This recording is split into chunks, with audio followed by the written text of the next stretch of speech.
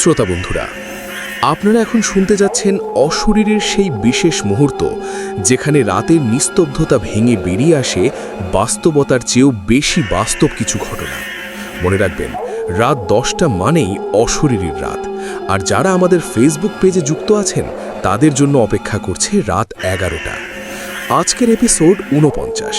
আমি আপনাদের কানে কানে শোনাব দুটি এমন ঘটনা যেগুলোর প্রতিটি শব্দ আপনার শিরদাঁড়ায় ঠান্ডা স্রোত বয়ে নিয়ে যাবে। আপনার ঘরের দেয়ালের ওপাশে কি শুধুই নীরবতা, নাকি লুকিয়ে আছে আরেকটি পৃথিবী? আজকের প্রথম ঘটনায় জানবেন সিরাজগঞ্জের একটি সাধারণ চেয়ার কিভাবে হয়ে উঠল একাধিক পরিবারের জন্য অভিশাপের প্রতীক। আর দ্বিতীয় ঘটনায় ডুব দেব বান্দরবনের এক মৃত্যু খাদকের গহীনে, যেখানে জীবনের চেয়ে মৃত্যু ছিল অনেক বেশি সত্য। প্রতিটি ঘটনার এপিসোডের জন্য প্রস্তুত থাকুন, কারণ আজ রাতের ঘটনাগুলো আপনাকে অন্ধকারের সঙ্গে এক নতুন পরিচয় করিয়ে দেবে। তাহলে সময় নষ্ট না করে শুরু করা যাক। ঘটনা শুরু করার আগে একটা ছোট্ট অনুরোধ, যারা এখনও অশরীরী পরিবারে যুক্ত হননি, তারা প্লিজ সাবস্ক্রাইব বাটন ও পাশের বেল আইকন টিপে অল নোটিফিকেশন অন করে নিন। কারণ আজকের ঘটনাগুলো এতটাই ভয়ঙ্কর যে শুনে আপনি হয়তো আর ফিরে আসার সাহস পাবেন না। আর যারা আগে থেকেই সাবস্ক্রাইবার, তারা আজকের ঘটনায় রেটিং দিতে লাইক বাটনে ক্লিক করুন এবং কমেন্টে লিখুন, আমি প্রস্তুত, যদি আপনি আজকের আতঙ্ক সহ্য করার সাহস রাখেন। প্রথম ঘটনা, সিরাজগঞ্জের অভিশপ্ত চেয়ার যে আসলে স্বীকারোক্তি শুনতে চায়। এই ঘটনাটি আমাদের পাঠিয়েছেন সিরাজগঞ্জের বাসিন্দা মিঠু, নাম পরিবর্তিত। মিঠু আজও সেই গ্রামেই থাকেন যেখানে এই ঘটনা সংঘটিত হয়েছে, কিন্তু আজ তিনি তার পরিচয় গোপন রাখতে চেয়েছেন, কারণ ঘটনাটি এখনও চলমান এবং এর ছায়া থেকে এখনও তিনি মুক্ত হতে পারেননি। অসংখ্য ধন্যবাদ মিঠুকে তার এই বিভীষিকাময় অভিজ্ঞতা আমাদের সাথে ভাগ করে নেওয়ার জন্য। এই ঘটনাটি 2022 সালের নভেম্বর মাস থেকে শুরু হয়ে 2024 সালের এপ্রিল মাস পর্যন্ত ধারাবাহিকভাবে ঘটে চলেছে। এটি শুধু একটি জিনিসের গল্প নয়, এটি মানুষের গোপন পাপ, সুপ্ত ইচ্ছা এবং তাদেরই ফিরে আসা প্রতিধ্বনির ঘটনা। ঘটনার পটভূমি ও চেয়ারটির আগমন। সিরাজগঞ্জ জেলার শাহজাদপুর উপজেলার একটি গ্রামের কথা বলবো। গ্রামের নাম উল্লেখ করব না। সেখানে বাস করতেন এক ধনী জমিদার পরিবার। পরিবারের কর্তা ছিলেন আলী আহমেদ। 2022 সালের অক্টোবরে আলী আহমেদের পৈতৃক বাড়ি সংস্কারের সময় পুরনো গোদের ধর ভাঙা হয়। সেখান থেকে বহু পুরনো জিনিস বেরোয়। তার মধ্যে ছিল একটি চেয়ার। চেয়ারটি ছিল ভারী কাঠের তৈরি, পিঠের অংশে জটিল নকশা, বসার আসলে লাল মখমলের প্রলেপ, কিন্তু তা প্রায় উঠে গিয়েছিল। চেয়ারের দুই হাতলে ছিল দুটি সিংহের মূর্তির কারুকাজ। সবচেয়ে অদ্ভুত ছিল তার পায়াগুলো। চেয়ারের পায়া চারটির মাথায়ও সিংহের পদচিহ্নের মতো খোদাই করা ছিল। পুরনো বলে অনেকেই এটিকে ফেলে দিতে চেয়েছিল, কিন্তু আলী আহমেদের ছেলে সোহেল, বয়স তখন 25, সেটি রেখে দেয়। সে বলে, এটা অ্যান্টিক, দেখতে সুন্দর, আমার পড়ার ঘরে রাখব। চেয়ারটি সত্যিই দেখতে ভিন্ন রকম ছিল। সোহেল সেটি ভালোভাবে রং করিয়ে নতুন করে মখমল পরিয়ে তার নিজের ঘরে রাখে। শুরুর অশুভ লক্ষণ। চেয়ারটি আসার এক সপ্তাহের মধ্যেই পরিবারে অশুভ লক্ষণ দেখা দেয়। প্রথম, চেয়ারটি রাখা ঘর থেকে রোজ রাত 11টার দিকে শোনা যেত কেউ যেন ধীরে ধীরে চেয়ারে বসছে। কাঠের ফ্রেম থেকে একটা চাপা শব্দ আসে, ক্র্যাঙ্ক। প্রথম দিকে সবাই ভাবত ঘরের পুরনো ফ্যান বা অন্য কিছু। দ্বিতীয়, সোহেল লক্ষ্য করে সে যখনই চেয়ারে বসে পড়াশোনা করে তার মাথা অস্বাভাবিক রকমের ভারী হয়ে আসে এবং সে প্রায়ই ঘুমিয়ে পড়ে। কিন্তু তার ঘুমগুলো হতো অস্থির, দুঃস্বপ্নে ভরা। সে স্বপ্নে দেখতে থাকে একটি পুরুষ যে চেয়ারে বসে আছে এবং তার দিকে পিছন ফিরে তাকিয়ে আছে। স্বপ্নে ওই মানুষটি কখনো কথা বলে না। তৃতীয়, পরিবারের গৃহকর্মী দুলালী একদিন সকালে ঘর ঝাড়ু দিতে গিয়ে দেখে চেয়ারের নিচের মখমল আসলে গাঢ় লাল রঙের, কিন্তু তার উপর কালো কালো দাগ, যেন শুকনো কিছু। সে স্পঞ্জ দিয়ে মুছতে গিয়েই চিৎকার করে ওঠে। দাগগুলো মুছছিল না, বরং তাজা রক্তের মতো দেখাচ্ছিল। সেদিনই দুলালী চাকরি ছেড়ে দিয়ে গ্রাম ছেড়ে চলে যায়। পারিবারিক পতনের সূচনা।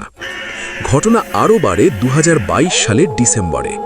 আলী আহমেদের পরিবারে আর্থিক অনটন দেখা দেয়। ব্যাংকের লোন, জমি জমা নিয়ে জটিলতা। আলী আহমেদ এক রাতে তার স্ত্রীকে বলেন, এই চেয়ারটি আসার পর থেকে সব গোলমাল শুরু হয়েছে, এটা অভিশপ্ত। কিন্তু কথাটি তিনি হেসে উড়িয়ে দেন। কিন্তু পরের দিনই আলী আহমেদ সিঁড়ি দিয়ে হোঁচট খেয়ে পড়ে গিয়ে পা ভাঙেন। হাসপাতালে যাওয়ার পথে তিনি বারবার বলে যান, চেয়ারটা আমাকে ধাক্কা দিল। এরপর পরিবারের একে একে সবার ওপরের প্রভাব পড়তে শুরু করে। আলী আহমেদের মেয়ে তাসনিম, যে ঢাকায় থাকত, সে একদিন হঠাৎ করে বাড়ি চলে আসে। সে বলে তার মনে হচ্ছে কেউ তাকে ফোন করে ডাকছে, তাসনিম ফিরে এসো, এই চেয়ারে তোর জায়গা খালি রয়েছে। তাসনিমকে প্রথম রাতে তার ঘরে রাখা হয়। রাত ৩টের দিকে বাড়ির সবাই তার চিৎকার শুনে ওঠে। তারা দেখে তাসনিম তার ঘরের সেই চেয়ারে বসে আছে, কিন্তু তার চোখ দুটো সম্পূর্ণ সাদা, মুখ বিকৃত, আর সে অস্ফুট স্বরে বলছে, আমি স্বীকার করছি, আমি স্বীকার করছি। জিজ্ঞাসাবাদে তাসনিম কিছুই মনে করতে পারে না। পরদিনই তাকে মানসিক হাসপাতালে ভর্তি করা হয়। মিঠুর কাছে আসা ঘটনা। মিঠু ছিলেন আলী আহমেদের দূর সম্পর্কের এক আত্মীয়।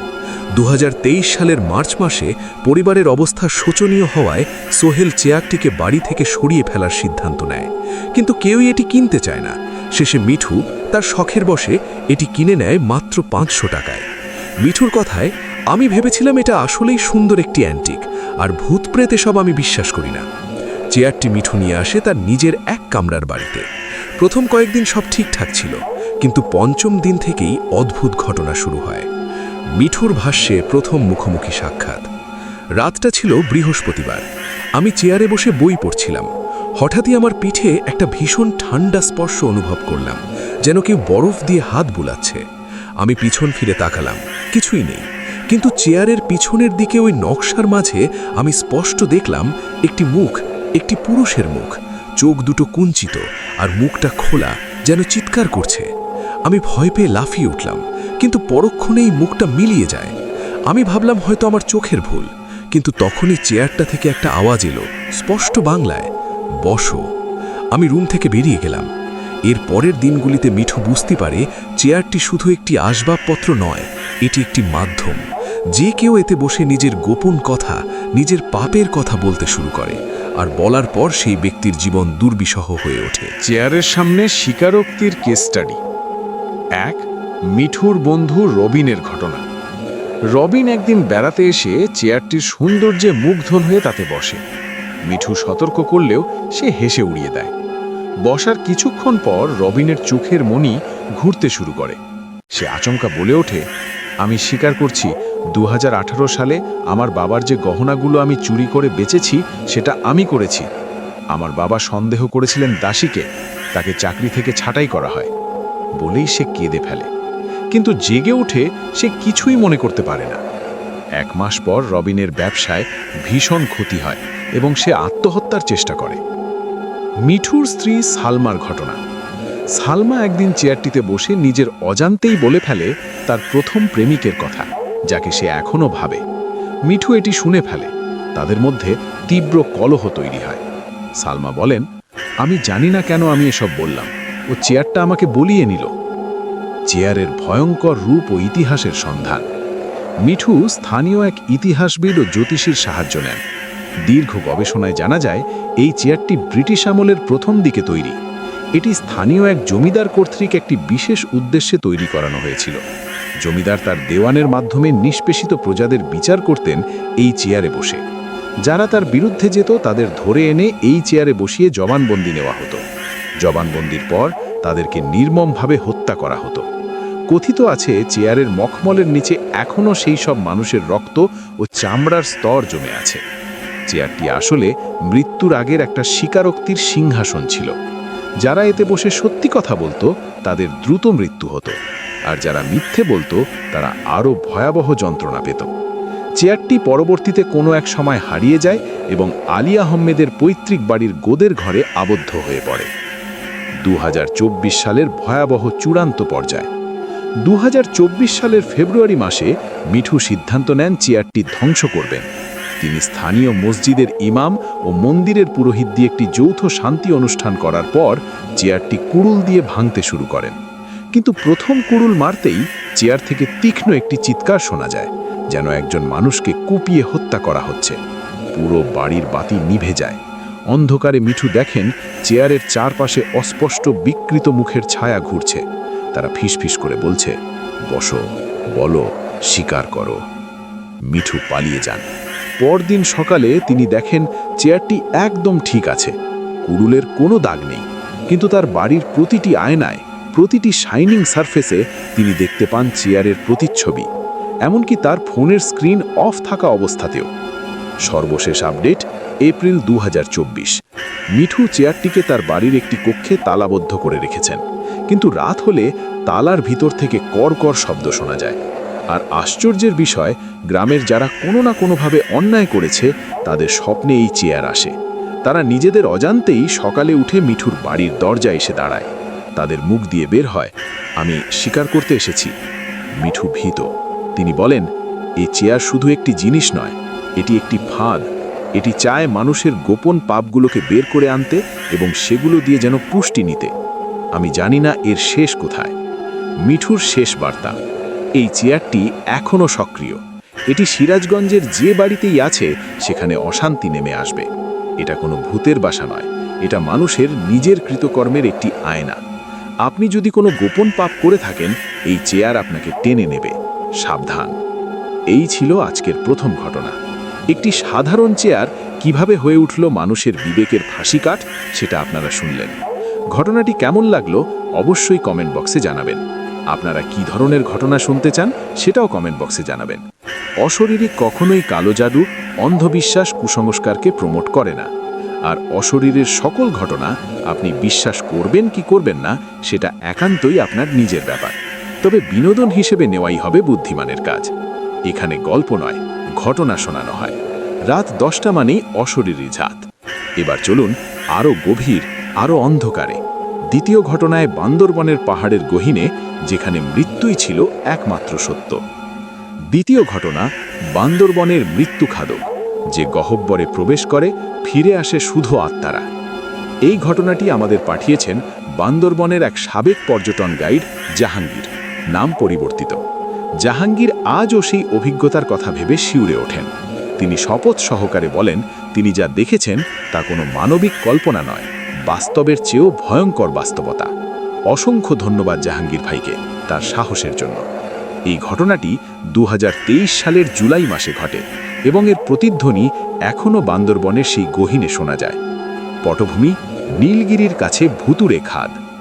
বান্দরবন সদর থেকে প্রায় 40 কিলোমিটার দূরে নীলগিরি পর্যটন কেন্দ্রের কাছেই একটি দুর্গম এলাকা। স্থানীয় মারমা ভাষায় এর নাম লুং প্রাং গুই, যার অর্থ আত্মাহীনদের খাদ। এটি একটি প্রাকৃতিক গহ্বর বা খাদ, যার গভীরতা অজানা। স্থানীয়রা শতাব্দী ধরে এই খাদকে অভিশপ্ত বলে গানে। কিংবদন্তি আছে, এই খাদে ব্রিটিশ আমলে অনেক স্থানীয়কে ফেলে দেওয়া হতো শাস্তি হিসেবে। জাপানিরাও এই খাদ ব্যবহার করত বন্দি হত্যার জন্য। ফলে এই খাদের মাটি রক্তে পুষ্ট। আধুনিক যুগের রহস্য, স্থানীয় প্রশাসন ও ভূতত্ত্ববিদরা বহুবার এই খাদটি পরীক্ষা করতে গিয়েছেন, কিন্তু একটি অদ্ভুত ঘটনা ঘটে। যে কোনো বৈজ্ঞানিক যন্ত্রপাতি এই খাদের কিনারায় নিয়ে গেলে তা বিকল হয়ে যায়। জিপিএস কাজ করে না, কম্পাস পাগলের মতো ঘুরতে থাকে, ক্যামেরার লেন্সে অদ্ভুত কুয়াশা লাগে। 2020 সালে একটি দল রেপেলিং রোপ দিয়ে নিচে নামতে চেয়েছিল। তারা মাত্র 100 ফুট নিচে নামতেই তাদের হেডল্যাম্পগুলো নিভে যায় এবং তাদের রেডিওতে শোনা যায় অস্পষ্ট কান্না ও হাহাকারের শব্দ। তারা দ্রুত উপরে উঠে আসে। তারপর থেকে স্থানীয় প্রশাসন এই এলাকাকে নিষিদ্ধ ঘোষণা করে এবং চারপাশে বেড়া দেয়। ঘটনার সূত্রপাত 2023 সালের জুলাই। একদল অ্যাডভেঞ্চার প্রেমী তরুণ, ঢাকা থেকে 4 বন্ধু, আরাফাত 26 বছর, সানি 25 বছর, তামিম 24 বছর এবং তার স্ত্রী নাজিয়া 23 বছর। তারা ছিলেন অ্যাডভেঞ্চার ব্লগার। তাদের লক্ষ্য ছিল বাংলাদেশের রহস্যময় ও নিষিদ্ধ জায়গাগুলোতে গিয়ে ভিডিও বানানো। তারা ইন্টারনেট থেকে লুং প্রাং গুইয়ের কথা জানতে পারেন এবং স্থানীয় এক গাইড ভাড়া করেন, যিনি ছিলেন জাহাঙ্গীর। জাহাঙ্গীর প্রথমে রাজি হননি, কিন্তু তারা অনেক টাকার প্রলোভন দেখায়। জাহাঙ্গীর শেষ পর্যন্ত রাজি হন, কিন্তু শর্ত দেন তিনি শুধু খাদের কিনারায় নিয়ে যাবেন, নিচে নামবেন না। তারা রাজি হয়। অভিযানের দিন 15 জুলাই 2023। দলটি ভোর 5টায় রওনা দেয়। পাহাড়ি পথ অত্যন্ত দুর্গম। দুপুরের দিকে তারা খাদের কিনারায় পৌঁছায়। জাহাঙ্গীরের বর্ণনা, খাদটা দেখলে গা শিউরে উঠবে। চারপাশ গাছগাছালিতে ঘেরা, কিন্তু খাদের মুখটা সম্পূর্ণ খালি, কালো পাথর। নিচে তাকালে শুধু অন্ধকার, আলো যেন নিচে পড়ে না। আর একটা গন্ধ, মাটি পচা জলার গন্ধ নয়, বরং যেন পুরনো লোহা, পুরনো রক্তের গন্ধ। তারা কিনারায় ক্যামেরা সেট করে। আরাফাত ক্যামেরার সামনে নিয়ে বলতে শুরু করে, ভিউয়ার্স, আমরা এখন বাংলাদেশের সবচেয়ে ভয়ঙ্কর জায়গায়। ঠিক তখনই ঘটে প্রথম অদ্ভুত ঘটনা। ক্যামেরার লেন্সে হঠাৎই ঘন সাদা কুয়াশা ভর করে, কিন্তু আশেপাশে কোনো কুয়াশা ছিল না। সানি তার ড্রোনটি উড়াতে চায়। ড্রোনটি উড়ে খাদের ওপর যেতেই তার কন্ট্রোলার ডিসপ্লে কালো হয়ে যায় এবং ড্রোনটি খাদের দিকে টান খেয়ে সরাসরি নিচে পড়ে যায়। কোনো ধ্বংসের শব্দ শোনা যায়নি। ভুল সিদ্ধান্ত ও মৃত্যুপুরীতে প্রবেশ। এত ঘটনাতেও তারা থামেনি। তামিম ও নাজিয়া বিশেষভাবে উৎসাহী ছিলেন। তামিম বলে, আমি রোপ নিয়ে নিচে নামব, শুধু একটু। জাহাঙ্গীর বারণ করলেও তারা শোনে না। তারা নিজেদের সঙ্গে আনা পেশাদার রোপিং সরঞ্জাম ব্যবহার করে। তামিম প্রথমে নামে। সে তার গোপে ক্যামেরা ও হেডল্যাম্প লাগিয়ে নামতে শুরু করে। আরাফাত ওপর থেকে তার ফুটেজ দেখছে। প্রথম 50 ফুট পর্যন্ত সব ঠিক ছিল। তারপর হঠাৎ তামিমের কণ্ঠস্বর রেডিওতে ভেসে আসে, ওয়াও, এটা অবিশ্বাস্য। জাহাঙ্গীর বলেন, তার স্বরে ভয় ছিল না, বরং এক প্রকার বিস্ময় ছিল। তামিম বলে, দেওয়ালে লেখা আছে, পুরনো লেখা, আর অনেক হাড় গেঁথে আছে পাথরে। তারপর সে বলে, আরে এটা কি, একটা দরজার মতো? এর পরপরই তার রেডিও থেকে ভেসে আসে অস্পষ্ট শব্দ, যেন কেউ ফিসফিস করছে। তামিমের কণ্ঠস্বর হঠাৎই ভয়ঙ্কর হয়ে ওঠে। সে চিৎকার করে বলে, না, দূর হ, এটা কি, ওপরে, আমাকে টান টান। ওপর থেকে আরাফাত ও সানি তাকে টানতে শুরু করে, কিন্তু রোপ এমনভাবে টান পড়ে যেন নিচ থেকে কেউ তামিমকে জোর করে টেনে নিচ্ছে। সংঘর্ষের মধ্যে রোপ ছিঁড়ে যায়। তামিমের শেষ চিৎকার শোনা যায়, যা ধীরে ধীরে দূর হতে হতে নিঃশব্দে মিলিয়ে যায়। নাজিয়ার উন্মাদনা ও চূড়ান্ত ত্রাস। নাজিয়া তার স্বামীর মৃত্যু দেখে চিৎকার করতে থাকে। সে বলে, তামিম, তামিম, এবং হঠাৎই নিজেকে রোপ দিয়ে বাঁধতে শুরু করে। সে বলে, আমি তাকে বের করে আনব, সে নিচে আছে। আরাফাত ও সানি তাকে বাঁধতে দেয়। তারা নিজেরাও ভয় পেয়ে গেছে। নাজিয়া দ্রুত নিচে নামতে থাকে। জাহাঙ্গীর ওপর থেকে দেখেন নাজিয়ার হেডল্যাম্পের আলো নিচে যেতে যেতে হঠাৎ নিভে যায়। তারপর নাজিয়ার রেডিও থেকে শোনা যায় একটি অত্যন্ত স্পষ্ট কিন্তু অশুভ নারী কণ্ঠ। কণ্ঠটি বলে, এসো, এসো, আমরা তোমার জন্য অপেক্ষা করছি। নাজিয়া কোনো উত্তর দেয় না। তারপর রেডিও থেকে শোনা যায় নাজিয়ার কান্না, এবং তারপর সে বলে, তামিম, তুমি এখানে? তোমার মুখ কি হয়েছে? এরপরেই ভয়ঙ্কর আর্তনাদ এবং রেডিও সিগন্যাল চিরতরে বন্ধ হয়ে যায়।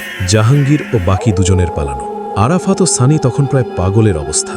তারা দৌড়ে পালাতে চায়, কিন্তু জাহাঙ্গীর লক্ষ্য করেন খাদের দিক থেকে একটা ঠান্ডা বাতাস বইছে, এবং সেই বাতাসের সঙ্গে মিশে আছে ফিসফিসানি, অস্পষ্ট বহু মানুষের কণ্ঠস্বর, যেন তারা একসঙ্গে কথা বলছে। জাহাঙ্গীর চিৎকার করে বলে, চলে যাও, এক্ষুনি। তারা পাহাড়ি পথে দৌড়াতে থাকে। জাহাঙ্গীর পেছন ফিরে এক ঝলক দেখেন খাদের কিনারায় একটি সাদা কালো অস্পষ্ট মূর্তি দাঁড়িয়ে আছে, যেন তাদের দিকে তাকিয়ে। তারা তিনজন সমস্ত রাত হাঁটে এবং ভোরবেলা একটি স্থানীয় মারমা পল্লীতে গিয়ে আশ্রয় পান। পরবর্তী ঘটনাবলী ও সরকারি তদন্ত। বাংলাদেশ সেনাবাহিনী ও বান্দরবন পুলিশের একটি বিশেষ দল খাদটি অনুসন্ধান করে। তারা রোপ নিয়ে নিচে নামে।